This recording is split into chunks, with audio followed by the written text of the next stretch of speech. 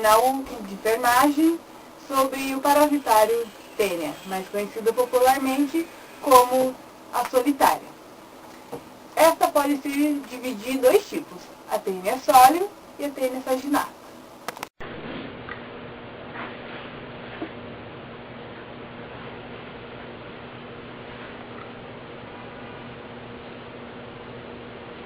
A tênia tem seu corpo todo segmentado e esses segmentos são chamados de proglótis. Esse conjunto desses proglótis são chamados de estróbilo. Esses proglótis, quando estão grávidos, ou seja, eles estão maduros, os seus óvulos estão maduros, ficam no final do estróbilo, que na tênia sólio sai junto com as fezes, e nas vaginatas eles podem sair tanto nas evacuações como também individualmente. O corpo da tênia pode ser dividido em escole, ou cabeça, pescoço e estróbilo. Dando prosseguimento ao assunto, vamos falar sobre a tênia sólio, que, quando na fase adulta, vive no intestino delgado do homem e possui o corpo alongado, delgado e chato, podendo ser dividido em cabeça ou escólex, colo e estróbilos, ou proglótides. A cabeça é a porção anterior destinada à fixação do hospedeiro e possui, para esse efeito, 4 ventosas e uma dupla coroa de ganchos. O pescoço ou colo é a região em que são produzidos novos anéis por estrobilização. O corpo é constituído por uma série de anéis proglótides, que são divididos em imaturos, maduros e, no final, grávidos. A teníase, ou solitária, conhecida popularmente, é uma doença que é causada por um parasita, a tênia, no intestino. Cada anel da tênia possui 40 mil ovos fecundados. Esses ovos contêm embriões denominados oncosferas.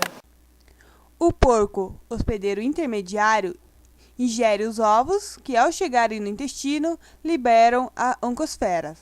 Estas entram na corrente sanguínea e se alojam em alguns tecidos do animal. Nesses locais, evolui para um estágio larval chamado cisticerco.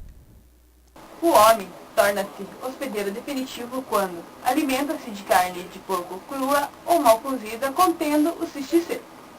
Porém, quando ele se alimenta desses ovos, ele passa a ser o hospedeiro intermediário. Quando os ovos sofrem maturação e se tornam cisticerco no organismo humano, podem causar deficiência visual, fraqueza muscular e ou epilepsia, dependendo do local onde se alojam. Essa doença é chamada de cisticercose e é a mais grave que a teníase.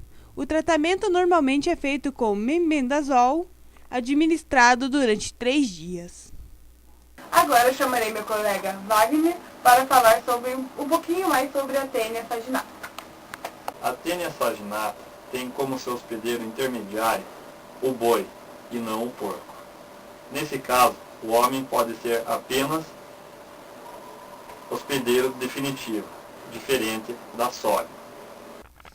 As proglótides são eliminadas individualmente e fora das evacuações, forçando o esfíncter anal do portador. A tênia saginata pode atingir até 10 metros de comprimento. Tem 4 ventosas, mas não tem ganchos no escólex, o que diferencia da tênia sólio.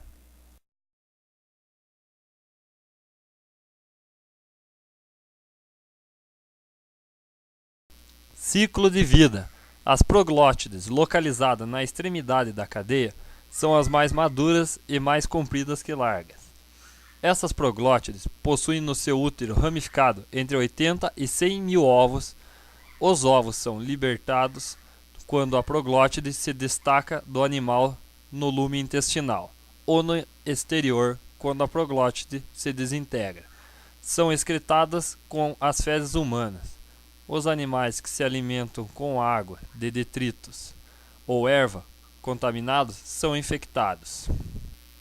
Nesses animais, ou acidentalmente no homem, os ovos eclodem no intestino, gerando oncosferas, e penetram na mucosa intestinal, e disseminam-se pelo sangue até os tecidos, onde se enquistam principalmente no músculo, fígado e cérebro.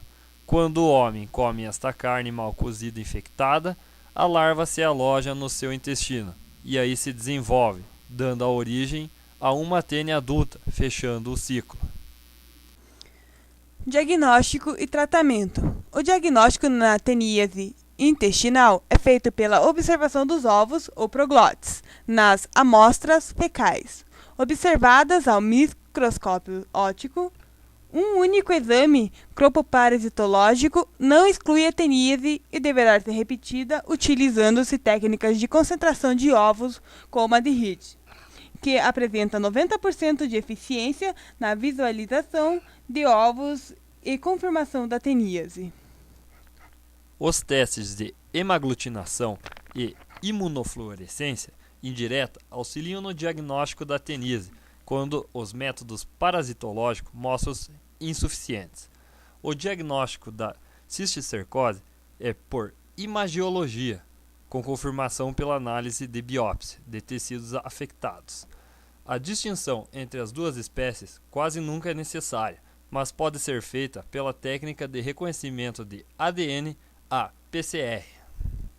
O tratamento da teníase intestinal é feito com fármacos antiparasíticos, como a nitazoxanida, o praziquantel, ou mebendazol ou albendazol.